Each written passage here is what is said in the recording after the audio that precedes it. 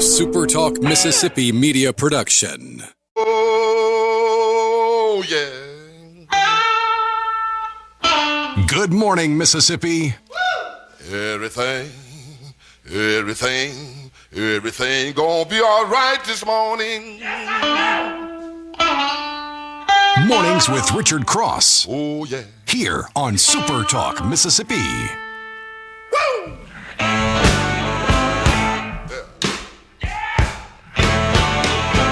Now, when I was a young boy, at the age of 5, my mother said I was gonna be the greatest man alive. But now I'm a man. Hey, good morning. Welcome in. Today is January the 19th, 2026. It's Mornings with Richard Cross on SuperTalk Mississippi. Appreciate you being with us. A cold day across, especially the northern part of the state of Mississippi, but really the entire state of Mississippi. And we were joking about it last week. Lance said we need some weather where it feels like wintertime. Well, it kind of feels like wintertime this morning as you wake up and you get out. Chilly weekend across the Magnolia State. What's up, brother? Oh, no, man. Nice crisp morning. And, most people hopefully don't have to go in today, so we'll guide you through this wintry day. But I don't think there'll be any mix or anything. It doesn't look like. But it got down into the upper 20s here, which is pretty cold for central Mississippi. Yeah. What is the low that you've seen up there in the last couple of days? 22, I believe. Yeah. I know duck hunters were pleased. I talked to several different people on, I guess it was Saturday night, who had pretty good hunts either Friday morning or Saturday morning. And there were a lot of people that were excited to be going back to the duck hole this morning. Yeah. Well, it's contagious. It's like everybody gets the fever. Once you hear your buddies have killed a limit, or the weather's just right, everybody starts heading out, and I don't blame them too. It doesn't last that long, so. And I don't know that people were shooting a ton of big ducks. Maybe in some places they were, but had some spooners and a lot of teal and a lot of other stuff. But people were having a good time. I like eating a wood duck, so there you go. Wood duck's a good eating bird. There you go. Olive Branch, you got a mix of clouds and sun this morning, followed by cloudy skies during the afternoon. Only a high of around 40 today in Olive Branch, with winds out of the north and northwest at 10 to 15 miles per hour. That's going to be a cold day. It's just going to be a cold day. Macon, except for a few clouds, is going to be mainly sunny for you with a high of 52 degrees. Breezy out of the northwest. Get a little farther south in the state, down around Port Gibson, mainly sunny today with a high of 58 degrees, light and variable winds. Going to be a nice day in the city that was too beautiful to burn. And for Loosedale, well, mainly sunny for you, 57 for your high. Winds out of the north at 5 to 10 miles per hour. Sunshine kind of in the mix all across the board on, as Lance mentioned earlier, a day that many people have off, federal holiday after Martin Luther King Jr. Day. And we are glad to be with you to start things off this morning. Birthdays, people that were born on this day, January the 16th, Edgar Allan Poe, born on this day in 1809, the poet and critic. The Pit and the Pendulum, considered the inventor of the detective fiction genre, Murders in the Rue Morgue, born in Boston, Massachusetts, Edgar Allan Poe. Matthew Webb was a swimmer, a long-distance swimmer. He was the first to swim unassisted across the English Channel, born in Dawley, England. I should have looked this up already. How wide is the English Channel? Let's see here real quick. It's 20-something miles, is that right? 21 miles from its narrowest point in the Strait of Dover to its widest at approximately 150 miles between Lime Bay and the Gulf of St. Malo. English Channel, 21 miles across at its most narrow point. Some chop in there, too. Now. Yeah. A little chop. And cold. And cold water. You wonder who was does he just sit there on the cliffs looking over the edge going, man, one day I want to swim that. Everybody else is playing golf around him, and horse and buggies are passing. I'm going to climb that mountain. One of these days, I'm going to swim that channel. So Matthew Webb, well done. Phil Everly was born in 1939. You recognize that name. Rock and roll singer and guitarist with the Everly Brothers. Bye Bye Love, Wake Up Little Susie, When Will I Be Loved? He was born in Chicago, Illinois. Do you know the name Mary Mills? If not, you should. She's 86 years old, born in 1940, a golfer from Laurel, Mississippi. Mills began playing golf at the age of 11. Her instructor was Johnny Revolta, an 18-time PGA Tour winner and the PGA Championship victor. She won the Mississippi State Amateur 8 consecutive years, starting in 1954. Won the Gulf Coast Amateur twice. She was medalist at the U.S. Junior, Western Junior, and the National Collegiate Championship. She attended Millsaps College, where she spent 4 years as the number 1 golfer on the men's golf team. Turned pro and joined the LPGA in 1962. Earned LPGA Rookie of the Year honors. Multiple wins in 3 different seasons on tour. Top 10 in the money list 5 times. She won the U.S. Open in 1963, the LPGA Championship in 64, then did it again in 1973. Mary Mills, a member of the Mississippi Sports Hall of Fame. Did you know about Mary Mills? I did, but not that much in depth. I knew that I knew who Mary Mills was or is, and it was amazing. I had a couple of friends that went to Millsaps, and they're pretty well known over there. Yeah, she was great. Yeah, great. But imagine the men on the golf team when they saw her coming. They're like, "Oh man, here she comes again." Yeah, initially, the dog is out. Come here, on, man. you got to be kidding me. You're like, she can play. Man, she can really play. Come on, Mary, let's go. I wonder how many of them took her to like a Skins game or something. Like, hey, yeah, we got this. We had to bring her. No, we had to bring her. Let her play, and then she just absolutely crushes everybody. Right. Yeah, breaking. Janis Joplin was born on this day in 1943. Piece of My Heart, Me and Bobby McGee, Mercedes-Benz, so many others. She was born in Port Arthur, Texas. Janis Joplin. So was the great Dolly Parton. Do you realize that Janis Joplin is older than Dolly Parton? No, she didn't. How about that? Didn't have the longevity. Yeah. Dolly Parton, the one and only. Yeah. The one and in fact, at 80 years old, just released a new song, a collaboration with, Reba McEntire, Aretha Franklin, Lainey Wilson, and Miley Cyrus. Just came out last week. She is a star. Yeah, she is. In the truest sense of the word, too. I mean, not just singing. I mean, she's done everything. Been in movies, and she's got the personality, the swagger, everything you could imagine. And the book program where she sends out, brand new books to children starting at age 2? I think maybe it's at their first birthday, but it's just incredible. West Tennessee is home for her. You know all of her songs. Jolene, I Will Always Love You, 9 to 5. It's interesting. Some of her stuff, the remakes are every bit as popular, but she was the original. Mm-hmm. I Will Always Love You at the top of the list. I love the movie 9 to 5. I mean, it's... Oh, yeah. What a great movie, A great cast in it. Tumbled out of bed and stumbled in the kitchen.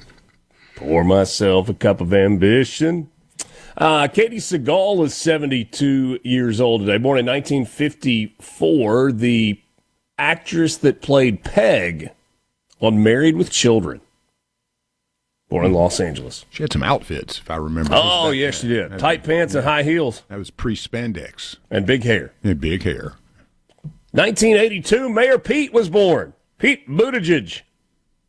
Former mayor of South Bend, Indiana, first openly gay Democratic presidential candidate. He was born in South Bend, Indiana. I assume he is a Notre Dame fan. Yeah, you have to be, right? One would think. And finally, Kingfish having a birthday today. Christone Ingram, Kingfish, the American blues guitarist and singer, born in Clarksdale, Mississippi. How can somebody that was born in 1999, the year that I graduated high school, have accomplished as much as he has accomplished in his young but spectacular career?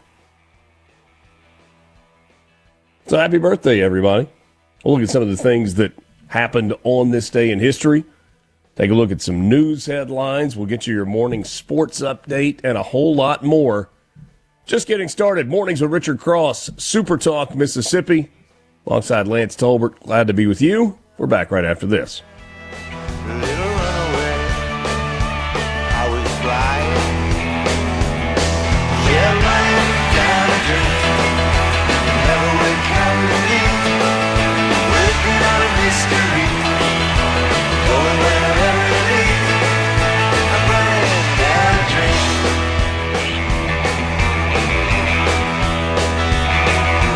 Felt so good. Like anything was possible. Your cruise control. Hey, this is. From breaking news to bold opinions, Richard dives into the stories shaping Mississippi and the nation. Now back to Mornings with Richard Cross on Super Talk, Mississippi.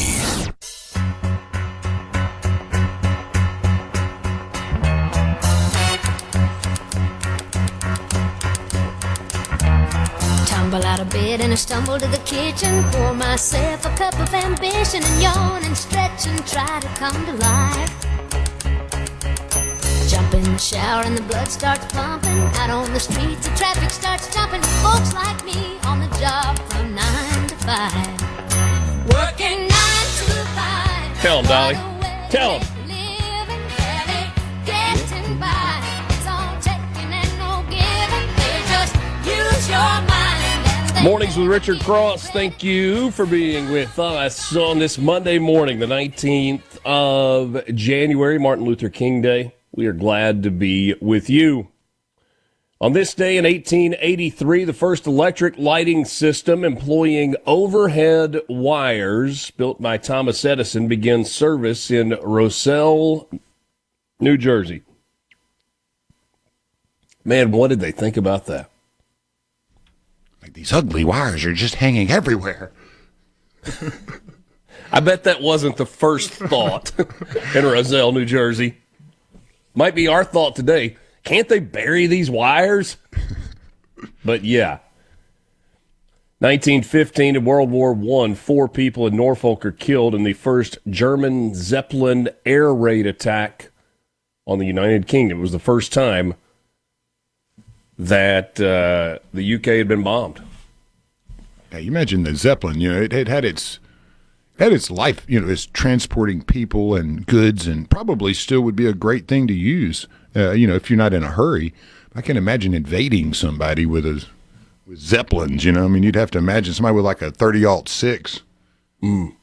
Things aren't moving too quick, Yeah, but they probably weren't exactly ready for. No, they weren't ready with anti-aircraft missiles and at that point, yeah. But that's you can see how the Zeppelin just it had a very limited window there as a military vehicle. 1923, WMC AM in Memphis, Tennessee begins radio transmissions. That went on to become AM 790. WMC, one of the big news talk radio stations in the South. 1934, Major League Baseball Commissioner Kennesaw Mountain Landis denied Joe Jackson's appeal for reinstatement into baseball, who had been banned after the 1919 Black Sox World Series. Scrabble made its debut on the board game market on this day in 1955. 22 years after that, snow fell for the first and only time in Miami, Florida. Again, only time in history that snowfall has been recorded in 1977. It also fell that day in the Bahamas. That's remarkable. Massive Arctic blast I was reading about it. It was enough snow to kind of coat the streets for a little while, and then it quickly melted. 1978, the last Volkswagen Beetle made in Germany leaves VW's plant in Emden. Beetle production in Latin America would continue until 2003. In 1989, on his way out the door, President Ronald Reagan pardoned the New York Yankees owner George Steinbrenner for supplying illegal funds to Richard Nixon's re-election campaign. See, you live and learn. I did not know that happened. I did not either. That's wow. I did not. I wasn't shocked when I read it. No, I mean, it's not shocking, but that was not anything that I'd ever heard of. So, great piece of history there. Yeah. Nixon seemed to have been involved in a few things with illegal money. 1994, you had the ninth. Well, and campaign finance laws were probably a little more stringent in the 1970s than they are right now, I would think. Ninth Rock and Roll Hall of Fame class was inducted in 1994, and it was a good one. The Animals, the band, Duane Eddy, the Grateful Dead, Elton John, John Lennon, Bob Marley, Rod Stewart, Willie Dixon, Johnny Otis for good measure. I think that crew could sit around the campfire and strum a few. Yeah, man, definitely. I mean, you got Elton John, John Lennon, Bob Marley, Rod Stewart, and the Grateful Dead in there, the Animals. Yeah. I mean, come on. That's a party. 2001, Joaquin El Chapo Guzman escaped from the Puente Grande maximum security prison near Guadalajara. All he did was bribe the guards, hid out in a laundry cart, and whoosh, out the door he goes. He's a great example of, if you just have a lot of money, I mean, you kind of buy your way in and out of anything, just about. Until you can't, I guess. A lot of money and the ability to create this, like, wet your pants fear in people just by looking at them. I mean, don't you think those guards that, well, yes, they were bribed, they know that this is a guy that's killed thousands? Yeah, he probably blink about doing that to him. And so it's like, yeah, I'll take the bribe, but what's my alternative? Yeah, he'd be like, El Chapo's like, yeah, tell Rosalita I said hello if you say no on this deal. Yeah. 2013, Lance Armstrong admits to doping in all 7 of his Tour de France victories. I know it was rumored forever before he finally admitted it. His admission to doing that was one of the most disappointing sports moments I can remember. Maybe you say, Richard, you're naive, or Richard, your expectations are too high. Okay.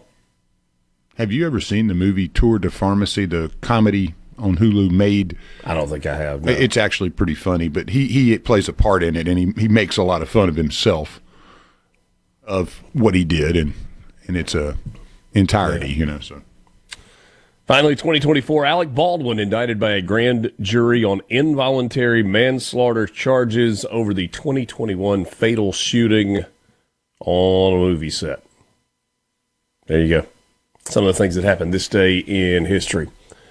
All right, news headlines for you this morning. Legislation has been introduced in the House of Representatives to restrict the use of cell phones in public school classrooms.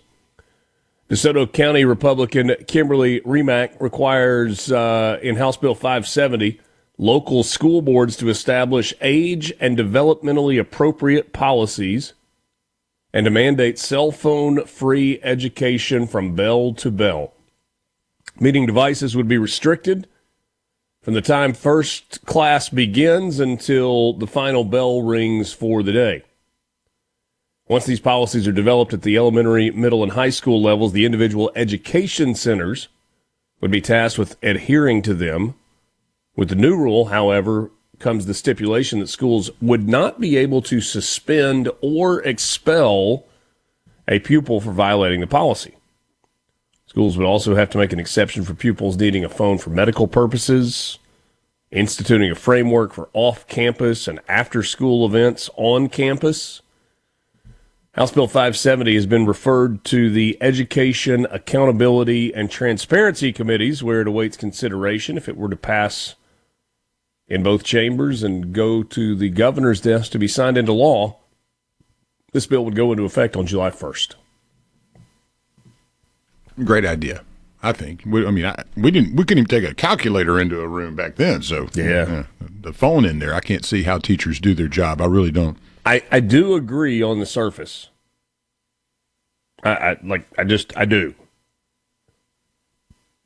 Maybe it's selfish. I'm like, man, there's so many times you need to get a message to your kid during the day, and being able to shoot them a text, not for them to look at in the middle of class, but just, at some point, lunch, when they check it, that's really nice. I think I can get past that. I think. Well, wouldn't it be nice if they had classroom is a good plan. Yeah, it'd be nice if they had like a window in there as well, set aside during the day for everybody to check their stuff. Here's 10 minutes during the day where you can check your phone, put it up. Because you're right, there are emergencies and things that happen during the day that we would have never known even happened. In which case, you probably send a message to the student through the secretary, which I guess would have been how we did it. A college student in Mississippi was arrested after a search of his dorm turned up an assault rifle and marijuana. The Coahoma County Sheriff's Office announced it had arrested Mario King on Wednesday after getting a tip that a group of individuals inside a dorm room at CCCC were in possession of firearms and illegal drugs. Prior to deputies arriving, campus police identified and located the individuals. Search of the dorm resulted in the discovery of a large quantity of marijuana, an AR-15, a digital scale, and $213 in cash. News release from the Coahoma County Sheriff's Office noted that King was charged with felony possession of a controlled substance, possession of a firearm on educational property, and possession of drug paraphernalia. Got a few more news headlines to give you. And a big sports update coming up next, presented by Pearl River Resort. Mornings with Richard Cross, SuperTalk, Mississippi. Thanks for starting your day with us.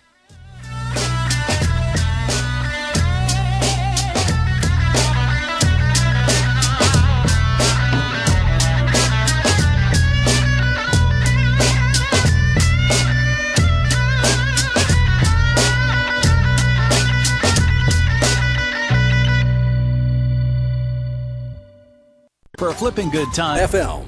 With Richard Cross. On with the show. Is back. Holy smokes. On Super Talk, Mississippi.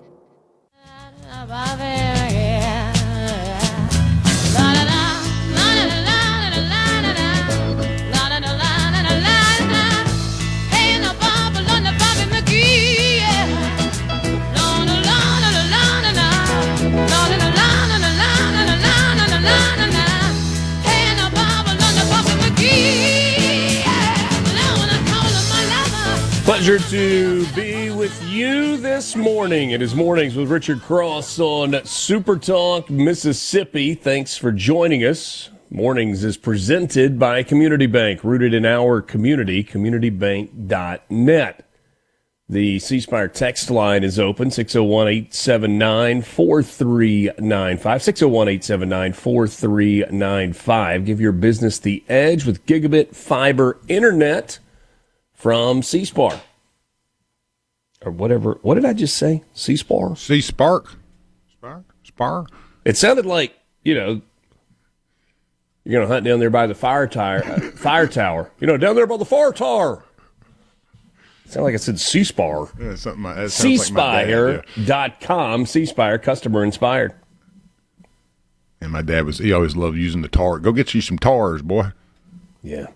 Yeah. Oh, that's happening in the Cross house today. Getting some tars. Got to get some tars. Yeah, that's always good.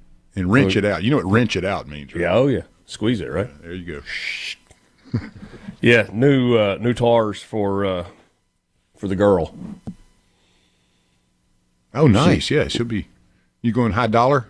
Racing tires. They're not cheap. Special match. They are not the most expensive, but they're not cheap. Man, tires are not cheap. Yeah. I had to buy a new set about 8 months ago. It's like after you put the first few miles on it, it's almost like there's this level of depression that sets in because your next set's coming. Yeah. You're like, oh, man, I got to buy another set at some point. That's right. That's right. It's kind of like buying a mattress. It's really hard to make yourself buy a mattress. But you're like, I literally spend, somewhere between 5 and 9 hours a day on this every single day. There might not be a purchase I make that is more consistently useful. Now, do you choose mattress stores based on the name of the mattress store? Because, they have some funny names. No, I only choose them based on whether or not I think they're laundering money through them. Yeah, I saw something. Whether or not they're a front for some sort of illegal operation. Did you see that the other day? Oh, man, they're everywhere. Come on. Yeah. Come on.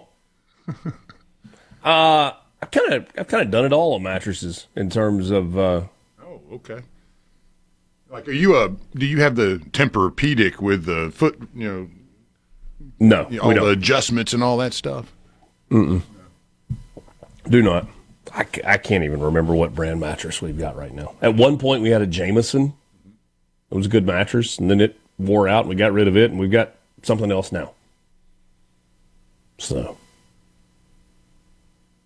I've had pretty good luck buying mattresses local, though. Yeah, there's always a place. The place that was right outside of town in Oxford, I bought several mattresses from them over the years. Yeah. What was the hardest thing to maneuver in a move? It's especially if you've got to go up a set of stairs. It's a floppy mattress. Yeah. When we redid deer camp, my dad and I were like, all right, let's figure out, because we had to get 3 new mattresses. Yeah. And I was like, hey, let's get the ones that come in a box. And we did. I tried that one time, and I didn't like it. Yeah, these are fine for deer camp. I don't know if I had to sleep on it all night, but it's like, hey, we're going to lowbrow here, buddy. There you go. Doing this stuff by myself. We're talking about mattresses, and we've got lots of news to talk about. Public schools in Wilkinson County are now under state control. The State Board of Education announced that on Thursday due to an inability to provide students with an adequate and stable education. Wilkinson County School District consists of 3 education centers: the high school, the elementary school, and the MLK Career and Technology Complex. They serve about 700 students. State officials said the decision to take over the district was made in accordance with state law and based on the district's history of persistently poor academic performance, including being F-rated in consecutive years. As the only district with an F rating for the 2 consecutive years, Wilkinson County is the state's lowest performing district. It joins other districts of transformation, as we call them when the state takes over, including Noxubee County, Holmes County, Humphreys County, Yazoo City, and the Okolona Separate School District. Kamala Harris was in Jackson last week. She was doing her book tour. And John Horn, the mayor of Jackson, gave her a key to the city. Let her know she can get in whenever she wants. All right. Sports headlines brought to you by Pearl River Resort. Online at pearlriverresort.com. You got a national championship game tonight. Timeout Lounge might be a good place to watch it. The sports book at Timeout Lounge, you can get in on the action there. Pearl River Resort, your home for casino thrills, family fun, and live entertainment. We start out in Starkville, where Ilias Commerdine and AJ Storr scored 17 points apiece. Patton Pinkins made the go-ahead jumper with just under 19 seconds remaining, and Ole Miss beat Mississippi State 68-67 for their 3rd consecutive SEC win. Malik Dia had 8 points on just 3 of 10 shooting, but chipped in 11 rebounds for Ole Miss. Mississippi State has lost 3 in a row in conference play, and in all 3 games, the Bulldogs have had a double-digit lead. Jaden Epps led the way for Mississippi State, 14 points on just 4 of 18 shooting. A big game for Jamarian Davis-Fleming. He made 6 of 8 from the field, finished with 13 points, 8 rebounds, and 4 blocks. Boy, that freshman's going to be special. Josh Hubbard came in averaging almost 23 points a game, good for 7th best in the entire country. Well, he scored 13, but he did it on 3 of 16 shooting, 2 of 8 from 3, and just 5 of 10 from the free throw line, including 2 crucial misses in the final minute of the ballgame. Mississippi State led by 3 at the half. They were up 30-27. Ole Miss outscored the Bulldogs 41-37 in the second half. The only 2 in double figures for Ole Miss were Comerdine and Storr. Mississippi State with 3 in double figures. Epps, who we mentioned, Josh Hubbard, and Jamarian Davis Fleming. The big serve off the bench for Mississippi State. Mashara, I think that was how we said his last name, Sergei Mashara. I may have messed that up. 9 points, 11 rebounds for him. And he was everywhere. I mean, like, just making plays all over the place. It was a hideous first half to watch. Let's just be honest. The 2 teams at the half combined to go 1 for 25 from 3. But it was a close game all the way through, and it was a fight. It was a fight. Rest of the SEC on Saturday. Pretty entertaining day of college basketball. Florida beat Vandy 98-94. Great game in Nashville. Georgia bounced back from its midweek loss to Ole Miss with a 90-76 win over Arkansas. Alabama 83-81 over Oklahoma in Norman. Kentucky came back from down 17 or 18 to beat Tennessee 80-78. LSU beat Missouri at home 78-70 for their first SEC win. Auburn knocked off South Carolina 71-67. Gamecocks are 1-4 in the league, but they've been in just about every single game. And, of course, as we mentioned a second ago, Ole Miss over Mississippi State. What else? NFL playoffs.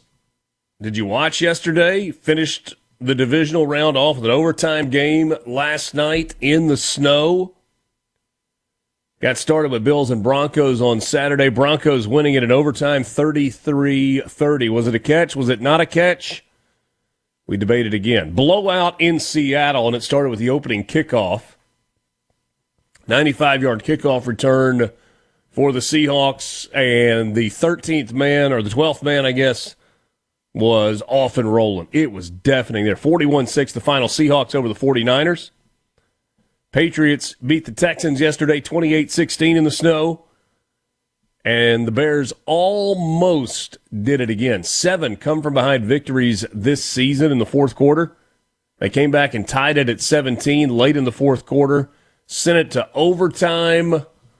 Costly interception by Caleb Williams, his third of the game. Gave it back to the Rams, who drove down and kicked a field goal to win it. The thicker kicker, Mr. Mevis, from, 44 yards out, 20-17 in overtime. So you've got Rams at Seahawks, and you've got Patriots at Broncos to set up the Super Bowl. Pretty good week of action in the playoffs. Southern Miss dropped a game at Texas State. Tough week for the Golden Eagles. They lost twice, at Troy and then on the road yesterday in San Marcos. Tylik Weeks leading the way with 24 points in the loss for the Golden Eagles, 74-67. Texas State, a team they beat about 2 weeks ago in Hattiesburg. That is your morning sports update brought to you by Pearl River Resort, online at pearlriverresort.com. We're back with you right after this. Mornings with Richard Cross, Super Talk, Mississippi. Hello, my name is John. With Richard Cross, Super Talk, Mississippi.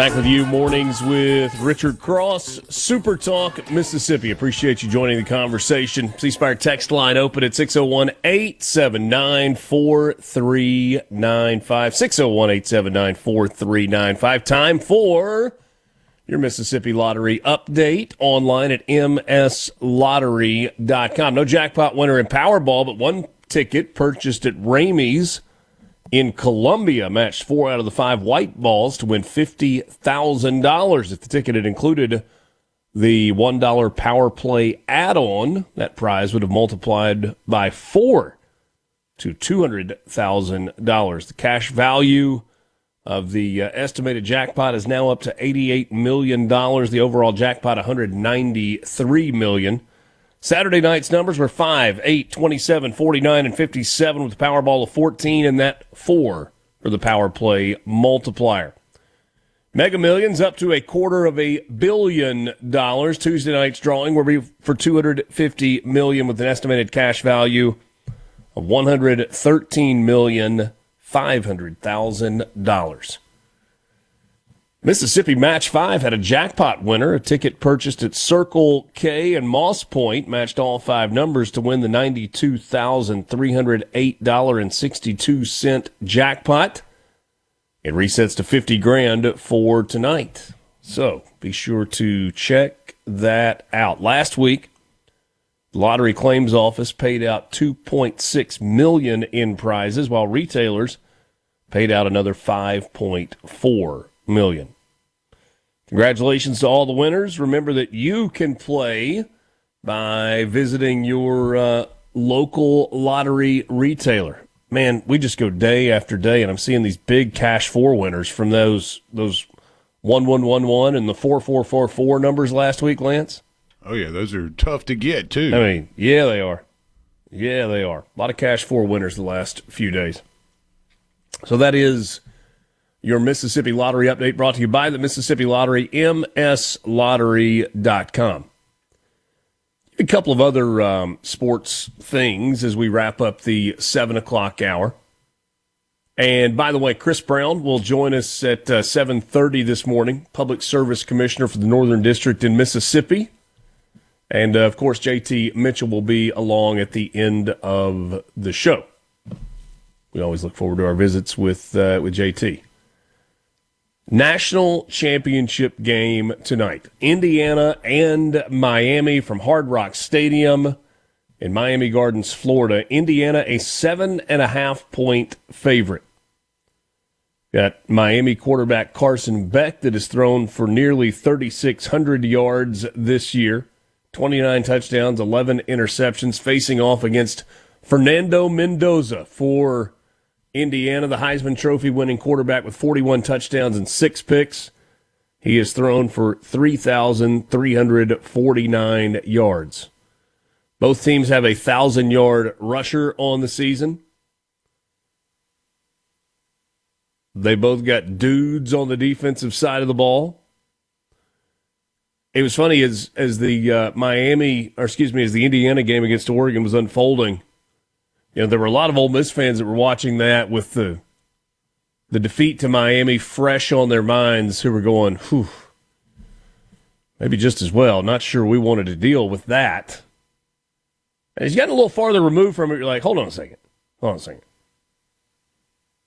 Oregon didn't score on Indiana. They couldn't do anything offensively. Ole Miss has scored on everybody they've played all year long. Why would this be any different? You don't think they slow down the offense of Indiana? Who knows? Who knows what it would have been like? We'll never know.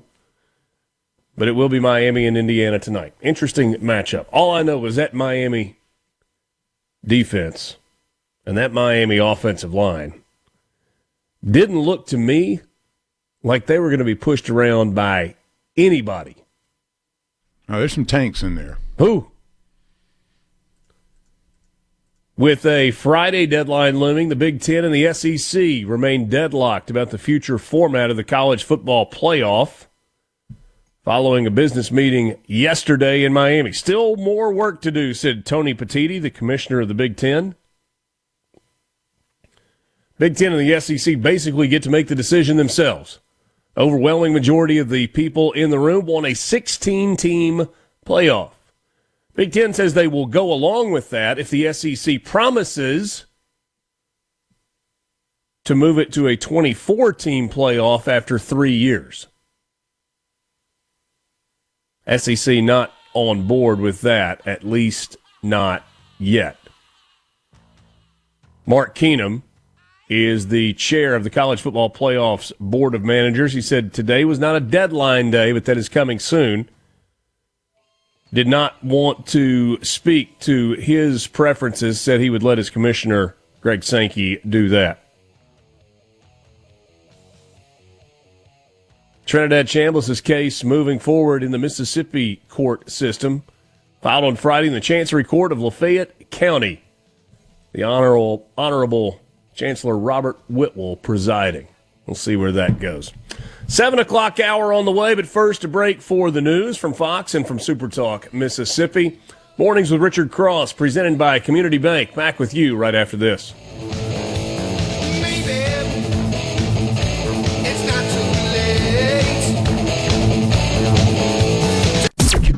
The views and opinions expressed by the hosts, guests, and callers on this show are not the opinions of TeleSouth Communications, its management, or advertisers. Mornings with Richard Cross, SuperTalk Mississippi.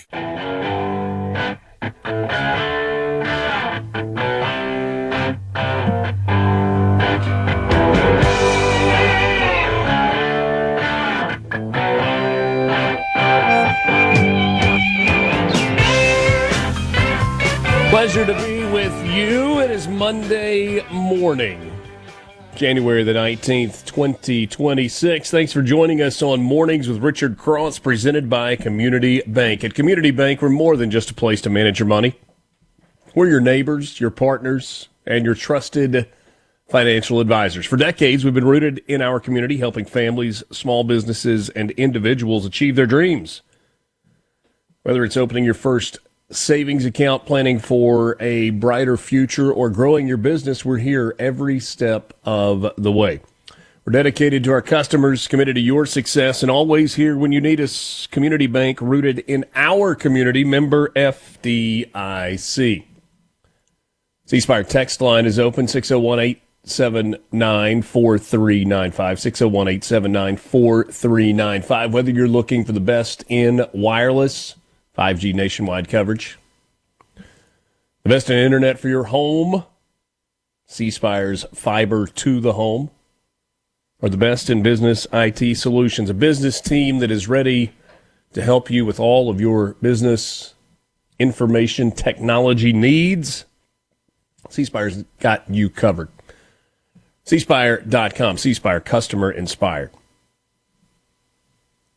7 o'clock hour of Mornings with Richard Cross is brought to you by MWG Employer Services. Running a business is tough. If you're struggling with HR benefits and payroll, you're not alone. That's where MWG Employer Services comes in. They can provide a full range of benefits for you, including a dashboard that goes in and gives you the ability to kind of control everything, gives your employees the ability to go in and request time off and see their pay stub and find the information that they need. It's really quite simple, and MWG Employer Services can help you with that. 601-206-7966, MWGEmployerServices.com. How was your day yesterday? Did you go to church? Me? With your family? Oh. Well, I mean you, but it's kind of a collective question. I was like, uh-oh. No. And I'm not being judgmental when I ask if you went to church. Not at all. Have you been to church before? I'd say most of us have at some point along the way. I was at church yesterday. There are 4 seating sections in the auditorium, sanctuary. And we sit in the, generally, not like we got season tickets, but there's no assigned seating. But generally, people sit in, the same area. Lance, growing up, did you ever have that deal where, you sat somewhere other than where you're normally sat and people kind of looked at you funny? Hold on. I thought you were supposed to be over here, but anyway. So we're in like the middle right section if you're walking in, and, maybe 2/3 of the way back from the front. And I sat there on the aisle with my wife next to me, and in some order, our 3 kids on the other side of her. And I'd look around, and there were families like that all over the sanctuary yesterday. And everybody worshiped in peace, listened to a sermon, sang, prayed, time of confession, all the things. And then we were dismissed, and we went on our way. Stood out in the foyer, visited with friends, said hello to a couple of people that I had not met before, introduced themselves. It was nice. Just a good day. That's not how it went everywhere yesterday. I would hope that your experience, if you chose to worship yesterday morning, was similar to mine. Maybe you were there alone. Maybe you were there with family. Maybe you were there with friends. I hope that you were able to peaceably assemble at the church of your choosing without any significant interruption. Maybe say some hellos afterward, and then go on with the rest of your day, perhaps to a family lunch, perhaps to your favorite restaurant, maybe home to eat a ham sandwich. Whatever it is that you did, I hope it was a wonderful experience for you yesterday, but it wasn't a wonderful experience everywhere yesterday. Because in Minneapolis, St. Paul, to be more specific, a group of left-wing, anti-ICE protesters and agitators during a meeting of the city's church, which is actually a Southern Baptist church in St. Paul, Minnesota, was disturbed, was disrupted. A group of protesters and agitators, of which Don Lemon was with. Now, he would say, no, I'm actually not part of the group of protesters. I'm just a journalist. I'm just documenting what's going on. Shut up, you moron. You just happened to be hanging out in St. Paul, and this group happened to decide that this is where they were going to protest, and you just happened to have a camera and a microphone to narrate the whole thing. A race-baiting, anti-American journalist who got kicked out of all places of CNN. You know how bad you have to be to get fired from CNN? And yet he was. They break into the middle of a worship service, and they begin to yell and shout and chant, disrupt the sermon, intimidate those who are there to worship, yelling at young people, making fun of young children who are scared of whatever it is that's going on right now and are sitting in the corner crying while having to listen to, I don't know, am I taking it too far if I say having to listen to domestic terrorists? You tell me, what does this guy sound like? As you can see, all these pretend Christians, all these comfortable white people who are living lavish, comfortable lives while children are dragged into concentration camps. You're living real life, nice lives with your lattes, doing absolutely nothing for your Latino and Somali brothers and sisters. You come here to a man wearing a suit. Is a preacher? Did Jesus wear a suit? Did Jesus profit off the words? No! Jesus would die with immigrants. Do not touch me. Oh, wait, no, don't touch me. Don't touch me. I'm going to interrupt your service, and I'm going to scream at you and yell at you and make fun of you and chastise you and talk down to you. But the second you touch me, then I become leftist. Oh, don't touch me, guy. Don't touch me. Don't you touch me. Touch me again, see what happens. That's who they are. That's what they are. All of this in the name of free speech. That's what Don Lemon said, well, to the preacher when he was like, these people don't have a right to be here. We're in the middle of but the Constitution protects free speech, Don Lemon says. Here he is with the pastor of the church. What do you think of this? I mean, this is unacceptable. It's shameful. It's shameful to interrupt a public gathering of Christians in worship. But there were folks who will say, I have to take care of my flock. Okay, but listen, we live in there's a constitution and the First Amendment to freedom of speech and freedom to assemble and protest. Yeah. We're here to worship. We're here to worship Jesus because that's the hope of these cities.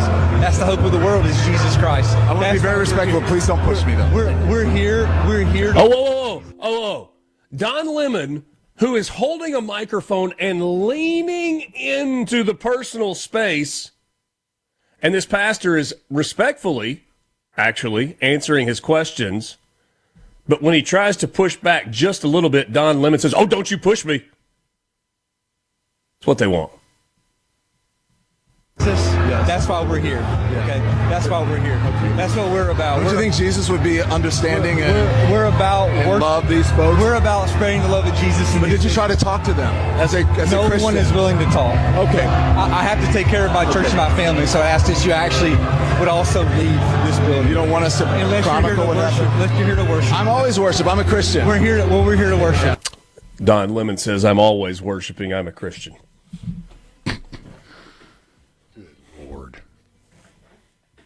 This was in the United States of America. This was in Minnesota yesterday. How on earth could protesters feel so emboldened as to do this? Well, perhaps you only have to look as far as the governor's mansion. We're back with you right after this. Mornings with Richard Cross, SuperTalk, Mississippi. You might run across some of your old friends. Hi, I'm Josh. Let's go. Waking up the Magnolia State. Mornings with Richard Cross. That's what it's here for. SuperTalk, Mississippi.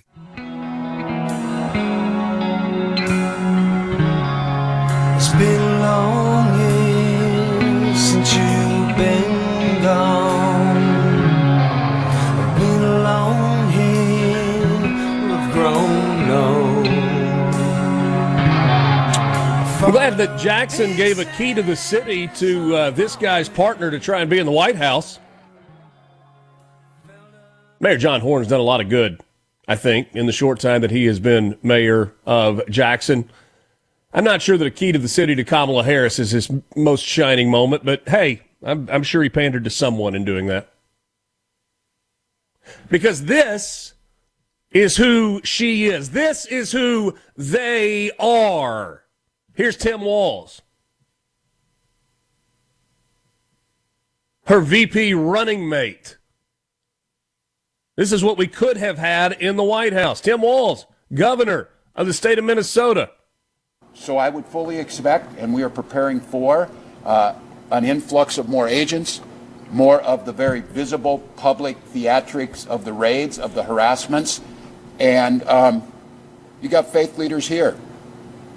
I would not put it past this administration to target midnight mass services amongst folks going to worship. Was that planting the seed? Did he already know what was coming? The definition of gaslighting. Pointing at the other side while I say and do the exact thing I'm talking about. Tim Walz trying to frame ICE agents in the most dangerous way possible to scare people into thinking they're coming after you. They're coming into your places of worship. It wouldn't surprise me at all if they showed up at midnight mass only to see anti-ICE protesters showing up at the city's church in St. Paul, a Southern Baptist church, marching into and interrupting a Sunday morning service, intimidating, yelling at, scaring, and then going, "Ooh, don't touch me! Don't touch me! You touch me, we're going to have a problem." There was a post on X by Robert Sterling. Who is Robert Sterling? I don't think he's anybody of significance, but I saw this post. If MAGA protesters stormed a mosque and interrupted a Muslim prayer, liberals would call it an extreme civil rights violation. And they would be right. What is it being called when it happens at a conservative Christian church? Anybody from the left called this out, said it's wrong? I've been looking. And I'm going to go out on a limb and I'm going to say no, because there is not even a story on the Associated Press's website talking about this incident in Minnesota yesterday. There's some local news stories about it.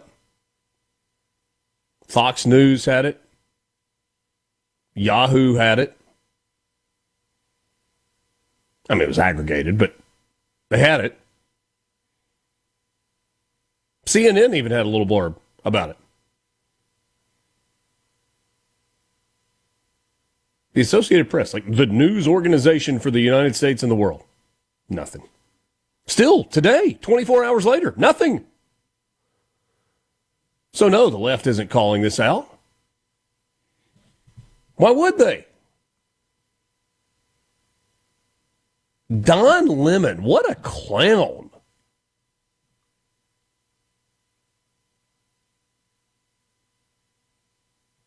U.S. Immigration and Customs Enforcement put out a post yesterday. They said agitators aren't just targeting our offices or our officers. Now they are targeting churches too. They're going from hotel to hotel, church to church, hunting for federal law enforcement who are risking their lives to protect Americans. Tim Walz and Jacob Frey are responsible for whipping these mobs into a frenzy and then allowing them to run rampant.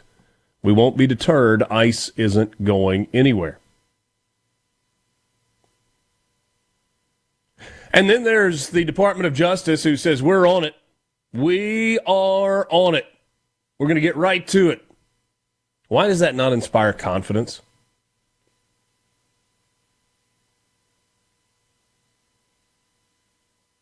What has Pam Bondi actually done in a year?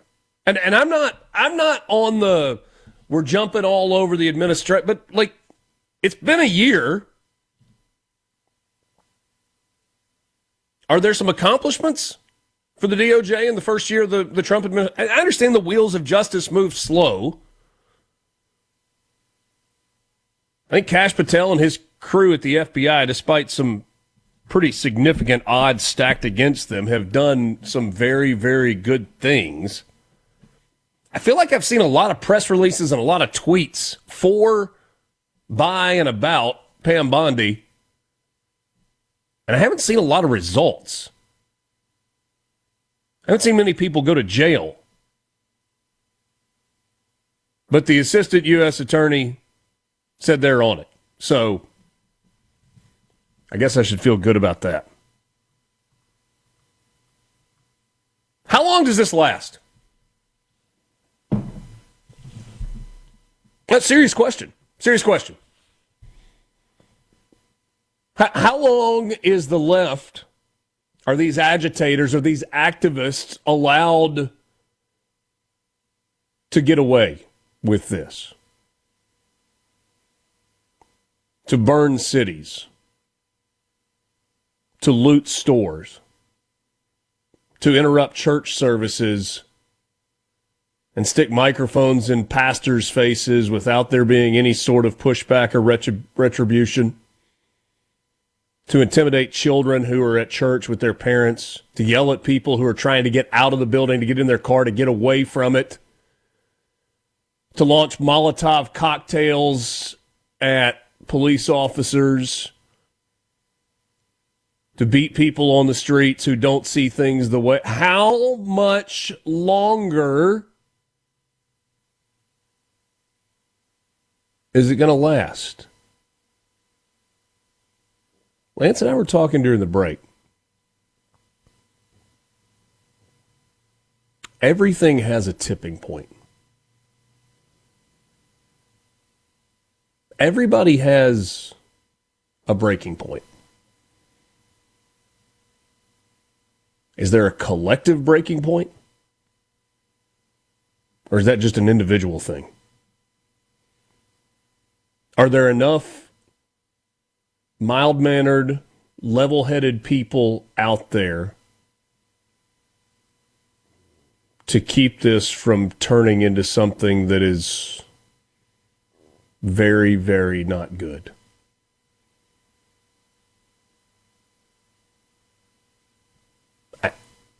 I don't know the answer to that.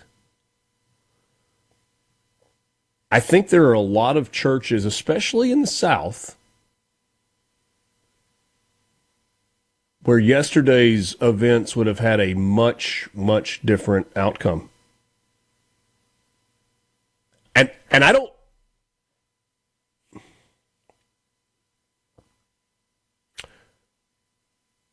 We have gotten to the point where most churches have a security team of some sort in place. They are generally undercover. Sometimes they are uniformed. But there is a very good chance that the place that you worship, whether you know it or not, has an armed security team in place. Shouldn't have to, but they do. Clearly, that wasn't the case in St. Paul and Minneapolis yesterday. What if that had happened in Tupelo? Or Meridian? Or Gulfport? Or any other small, medium-sized, or big city in the state of Mississippi? What if that had happened at a Baptist church in Little Rock yesterday? Or in Montgomery? I feel like the story is different. Because I'm not sure that armed security would have allowed that to happen, and I'm not sure that that protesting group would have backed down, and I think the story that we're talking about today would be one where we were genuinely asking, how did we get to this point?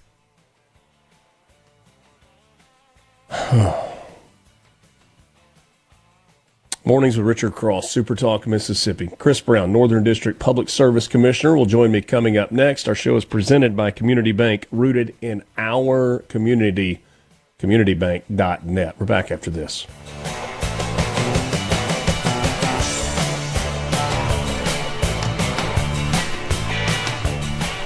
Hey, this is Bob. The Mornings with Richard Cross is brought to you by Covington County Hospital in Collins, where your health matters. What is it? What's going on? Mornings with Richard Cross. It is what it is. Yes, it is. Super Talk, Mississippi.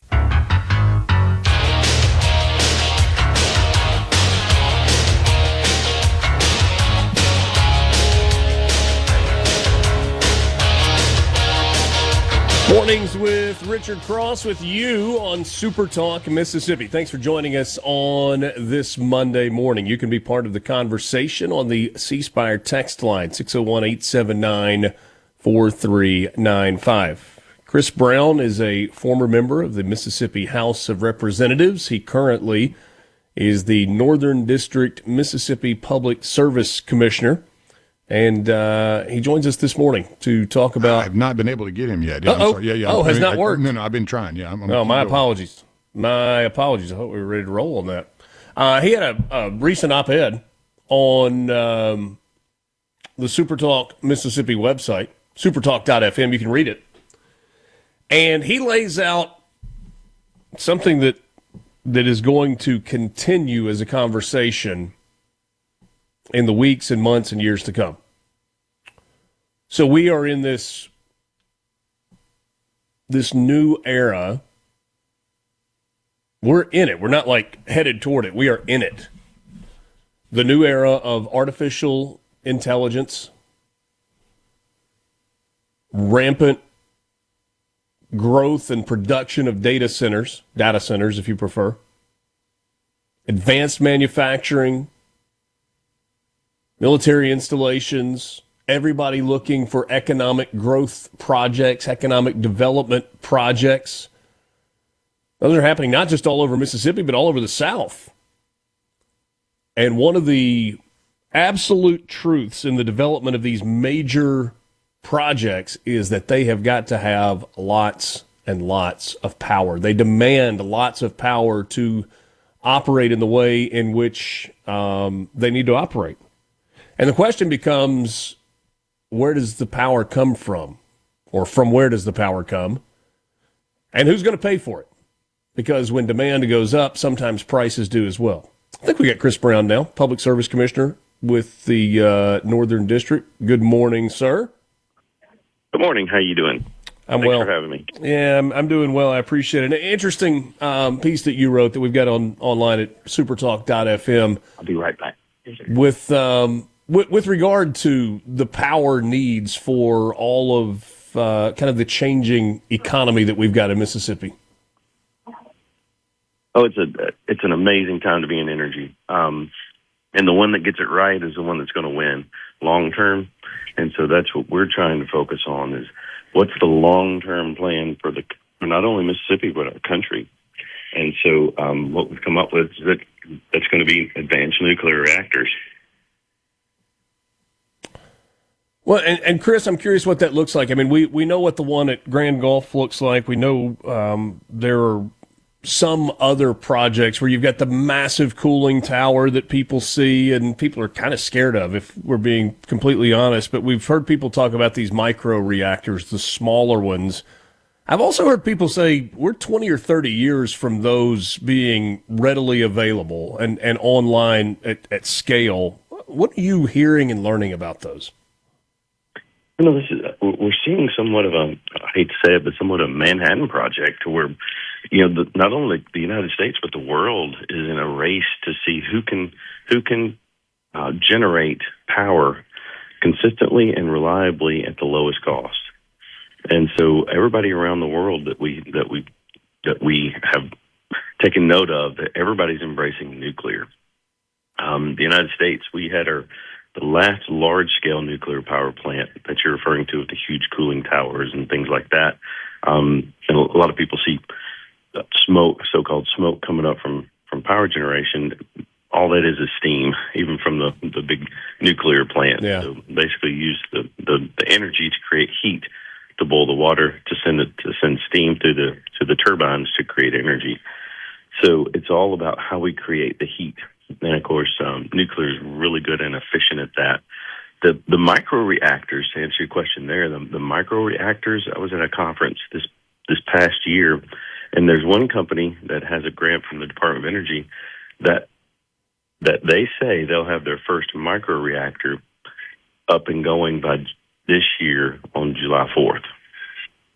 So, and TVA has their small modular reactor being built now in Clinch River, which is a 300 megawatts. Micros are usually 250 to 200, and then SMRs are 300 megawatts or a little more. Okay. So the TVA is building their first small modular reactor at 300 megawatts. Let me interrupt just for a second. Help us understand what that you say 200 to 250 megawatt versus 300 megawatt in terms of power and what that means. Like, how much power do I need for my house? It's minuscule compared to that. So a 300 megawatt power generator will power the city of Jackson easy. Okay. And more. Okay. So we put one. Our TVA is building a combined natural gas combined natural gas generator in Caledonia, and it's 800 megawatts, and it'll provide enough power for like 140,000 homes. Crazy number. Gotcha. So the first micro, so it's coming really quick and fast. So the micro is, but they're saying they're going to be ready in the U.S. by a U.S. company by July 4th. Now, will they hit that date? We don't know, but they're claiming they're going to, and that's a 50 megawatt. So when a data center comes online, for example, the one that is coming to DeSoto County, XAI, 800,000 square feet. We know there is a massive amount of power that it's going to take to run that supercomputing technology that Elon Musk company will have there.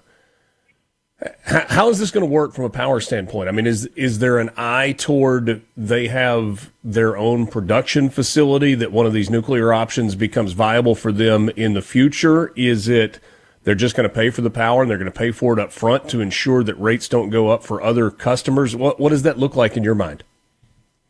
So in that particular one, you're correct. They're building all their power generation behind the fence.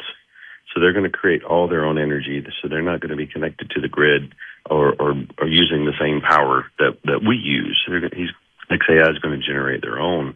In comparison, AWS in the Central District, just outside of Jackson, they're relying on the grid to supply the energy, and so it's two different paths that these companies are taking. That behind the fence is a little less disruptive because they're generating their own power. And so there's a fear across the country that these data centers are going to have everybody ramp up for all this power generation and then not need it. And so you'll have this bulk of energy or this extra power that nobody needs, and that the people or the ratepayers are going to have to pay for that infrastructure and those costs. So the whole country as a whole is starting to really take a look at this and say, okay, we want data centers, we want economic investment like XAI and like AWS, because they bring $20 billion, $10 billion to the state economy. But we also want to make sure that we protect the ratepayer going forward, and that we don't get stuck with excess generation that we don't need. So that's where these small modular reactors that we're talking about, or advanced reactors, kind of come in. And I think that's where they're going to find their niche, if you will, is in these factories and these power generations, where these companies can drop in a 50 megawatt pod generator. Yeah. And then expand to ever how much the company needs without disrupting the grid. I remember a conversation with someone in the cellular industry when this race was going on to create more data availability, and it was every 6 months. In terms of a chip, the price of the chip went down by half, and the storage capability went up by 2x, and that was kind of the working theory. Is there anything along those lines in energy? And I guess what I'm getting at is if companies are large enough that they start creating their own power and there is not a drain on this, is there a scenario where we figure this out and we kind of harness it and it becomes a deal where we're getting more and paying less? I think you're exactly right, and we are seeing that in this industry. And so we have quantum computing coming. Microsoft introduced that they created a new element to go into their their processors, which can compute faster and more efficient. So that means less heat and less space. So these data centers are just huge factories, warehouses full of computers. So as that quantum computing comes online, which they're telling us in the next year, maybe two, then one computer can do what the new quantum computer can do, what 400 computers can do now. And so it's going to reduce the amount of computers that you need to do the same thing. So a lot of people are asking the question, so do we just get more and more and more advanced? Or do we throttle back on the power because we don't need it? Most people are saying it's just going to technology is going to continue to advance with the capacity. Yeah, we're not usually good at taking our foot off the gas. Chris Brown, Public Service Commissioner for the Northern District. Really interesting stuff and a conversation that is going to continue and grow. I appreciate your time so much this morning. Yes, sir. Thank you so much. All right, we'll talk again soon. Mornings with Richard Cross, SuperTalk, Mississippi. Polyup of Mississippi. Mornings with Richard Cross. Wake up. Let's do it. Wake up. Come on. All right. SuperTalk, Mississippi. Wake up.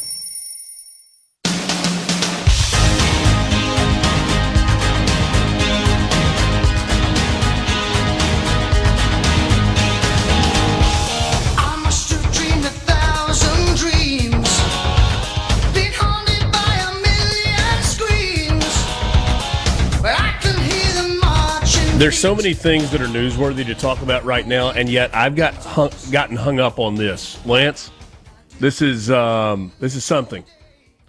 The Boring Company, you know about them, one of Elon Musk's company. It is his probably the least known of his big companies, but maybe the most interesting. So he's got XAI.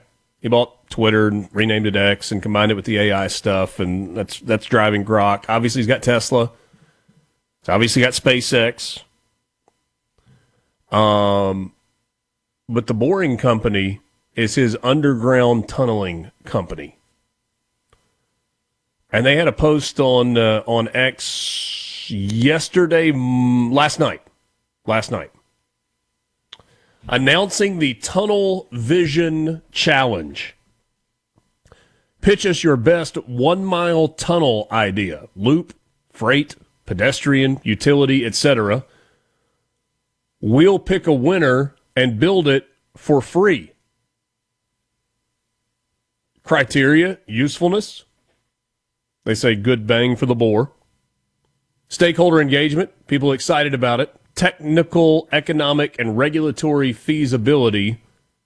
Success is physically possible. How about that? Put your money where your mouth is, huh? I mean, show what it can do. Mm-hmm. A marketing coup, perhaps. What is where would you put a 1-mile underground tunnel if it were free? From my house? Well, no, I guess it could. I don't know what the likelihood of them approving that would be. And Ross Barnett Reservoir might cause a problem. Yeah, I want a tunnel under it. I mean, for a mile, though, you probably aren't going to make that. Yeah. Okay. It's my own personal little speedway to the office. Yeah. Be here in like 5 minutes. Yeah. The machine, isn't that the coolest thing? Like a big caterpillar just eating up rock and spitting it out. Just incredible. Just absolutely incredible. Interesting conversation with Chris Brown, Northern District Public Service Commissioner. And this is a conversation that is certainly one that's ongoing. And it's ongoing right here, and it's relevant right here because of the economic development projects that are happening in Mississippi with XAI in DeSoto County, with AWS in Madison. We were talking last week, I believe it was, with Peter Costa, and he kind of predicted that rates will go up. And I had a conversation back and forth with Bill Court from MDA. And Bill's going to be on the show soon, and we'll talk in greater detail with this. He said, hey, rates are not going up. These projects, part of the, when you say a $10 billion project or a $20 billion project, part of that big number is power cost associated with it. And I don't know if the bigger issue, the bigger question is about the cost for individuals, for families in paying their own power bills, or if it's just about the amount of power that's needed. Because it's one thing to say costs won't go up. It's another thing to say, and oh, by the way, you're going to continue to enjoy the same amount of electricity that you currently have. You're not going to have rolling blackouts. You're not going to have you plug into the wall to charge your cell phone and there's no juice there to charge the cell phone or to run your washing machine or your dishwasher or whatever else, your heat. Certainly would need that this morning. There are times in the past where we've had power companies say, hey, it's really, really hot outside and your air conditioning unit at home is trying to keep up and it's drawing more power and we need you to put it on 76 or 78 in your house instead of 68 or 70. We've seen those notices before. Generally speaking, Mississippi has not had a power problem. We're a smaller population state with less industry, but that is changing. Population may not be changing a lot, but the industry piece of it is. And hopefully there's population growth, reasonable population growth because of that. And it's a very real issue that is going to continue. And it's a new issue. This proliferation of these data centers has happened in certainly the last 5 years, maybe the last 3 years. And they're going up fast and they're going up all over the place, especially in the Southeast. Because Southeast states have decided to be more competitive in a better political environment than the West Coast and the Northeast. Places where traditionally businesses have had their hubs. There is change happening. 8 o'clock hour is on the way. What is going on with Greenland? A couple of interesting things involving President Trump. JT Mitchell going to be along at 8:30 this morning. Glad to be with you. Mornings with Richard Cross, Super Talk, Mississippi. We're back right after this.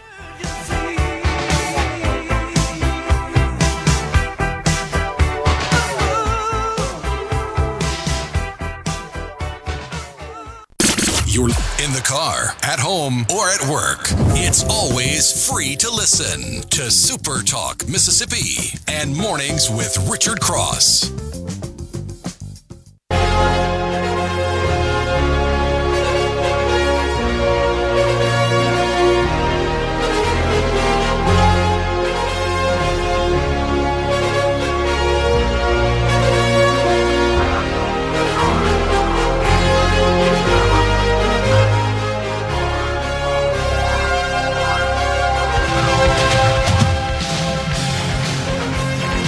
Welcome back. It is 8 o'clock, it's actually 8:06, just after 8 o'clock on Monday morning, the 19th of January, and you've got it locked in to Mornings with Richard Cross on Super Talk, Mississippi. Many of you have the day off today for Martin Luther King Day, and congratulations on that. You get a Monday where you can sleep in a little bit. Many of you, though, are still working today, or maybe you're out and about trying to get things done, whatever it is.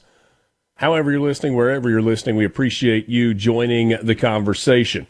Mornings with Richard Cross is presented by Community Bank. At Community Bank, we're here for every part of your financial journey. Looking to manage your personal finances? Our banking services make it simple, secure, and tailored to you.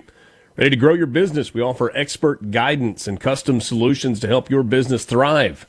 Dreaming of a new home? Our mortgage specialists are here to make the process seamless, all designed with you in mind. We're more than just a bank. We're your partner for life's biggest moments. Community Bank, rooted in our community, member FDIC, equal housing lender. The C Spire text line is open at 601-879-4395. Check C Spire out and see about the latest deals for you online at cspire.com. C Spire, customer inspired. Get a message that says, really cool how all of Elon's companies line up exactly to build and maintain a colony on Mars. The Boring Company for underground tunnels, for buses, for bases and travel. XAI, the ability to give robots the ability to think and work without human oversight. Tesla, they're currently building Optimus robots designed for work and building. and batteries for energy storage, and cars for travel, SpaceX, space travel, and then Starlink to help with communications. I don't know that I've really thought about it along those lines. Wasn't the story for Elon with the Boring Company, it was just something that he was kind of intrigued by, and he said, so let's try it? I don't remember on that one. I can't remember exactly. When you got that kind of money to play with, you can try whatever you want.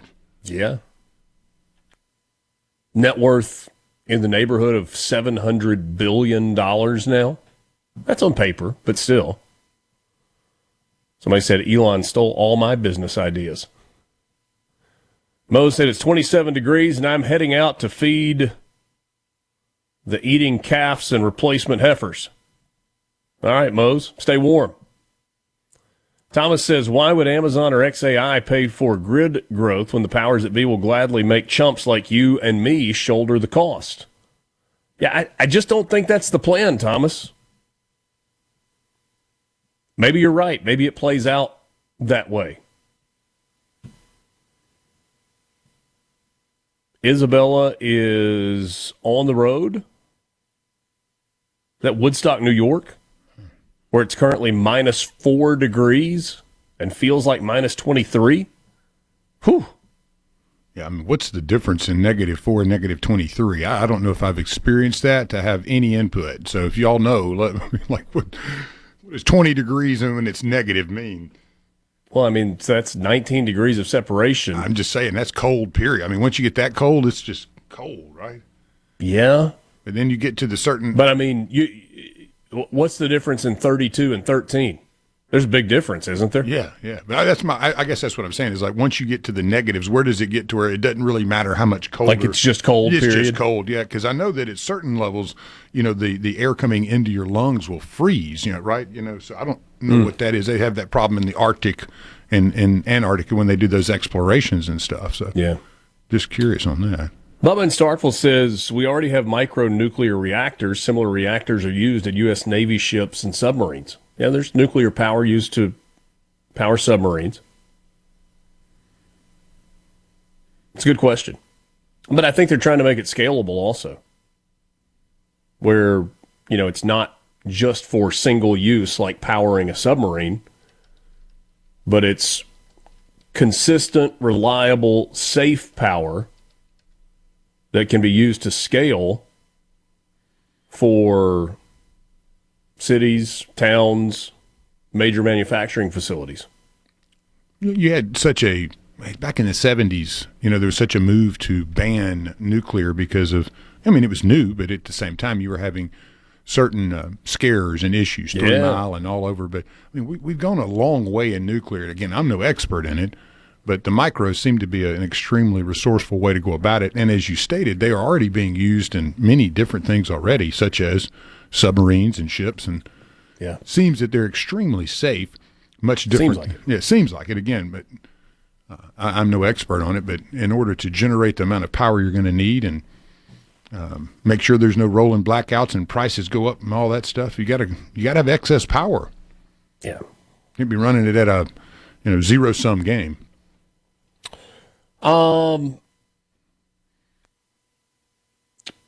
Greenland is becoming more and more of a topic. And we had a post on Truth Social over the weekend from Donald Trump announcing tariffs on countries who might be sending troops to Greenland.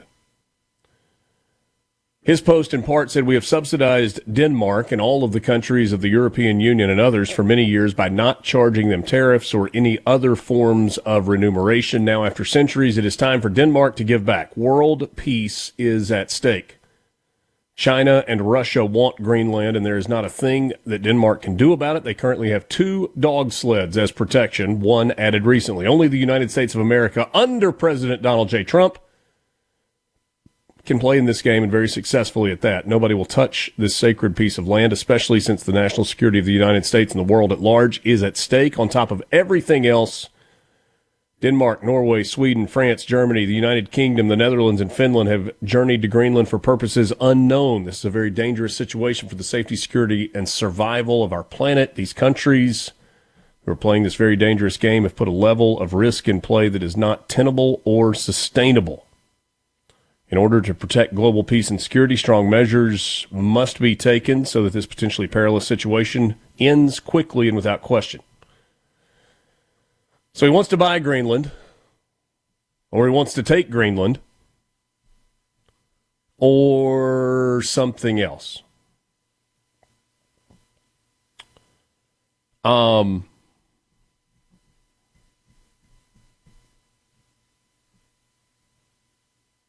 I have given the president the benefit of the doubt on the fact that usually there's more to a plan that he has than meets the eye. He does kind of the public saber rattling and the big grandiose statements, sometimes to get a reaction when what he actually wants is less than what he's saying publicly. Kind of the whole art of the deal personified. But this is on the edge of feeling really uncomfortable. There are some who are, everything that Donald Trump says is truth, and if he says it, then I'm for it. I think you're finding it difficult to find people to get people who are actually supportive of forcibly taking over Greenland. I know Ted Cruz has said it's a huge deal. Others have as well. And I don't disagree that Greenland is, from a strategic standpoint, a very, very important island, a place that has been overlooked for a really long time. My hope is that this is about pushing Denmark to a place of a significant partnership with the United States. I mean, there's no doubt that if we want to take Greenland, we can do it. But isn't that the case for a lot of places? Like, if the United States wanted to take Canada, we could take Canada. But we don't. They're our neighbor. Denmark has been a partner. Maybe it's been a one-sided partnership, but they've been a partner for a long time. You heard Roger Wicker say just last week that he has publicly said to Donald Trump, drop the whole taking over Greenland thing. I think that's how most in Congress feel about that. And it's not necessarily left or right. It's, for the most part, Congress is pretty unified on that.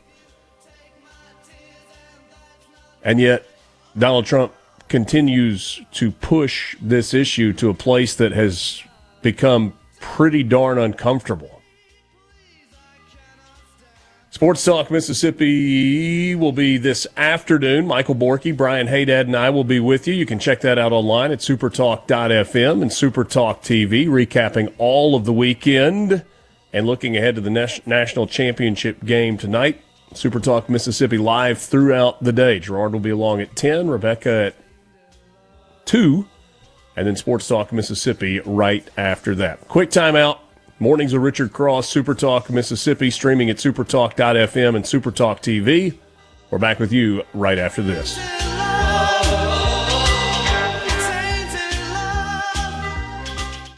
The best made-to-order lunch. Reaching across the state and across the aisle. Mornings with Richard Cross on Super Talk Mississippi.